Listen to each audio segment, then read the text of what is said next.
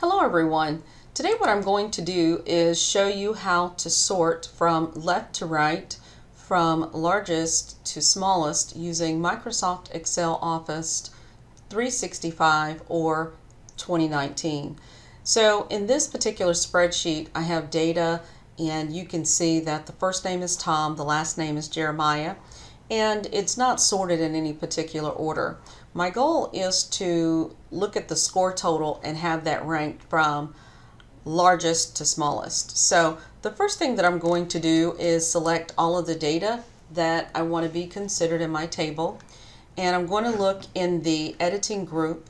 I'm going to click on the drop down for sort and filter command.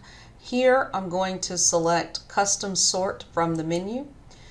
In this dialog box for sort, what I'm going to do is click on the options button.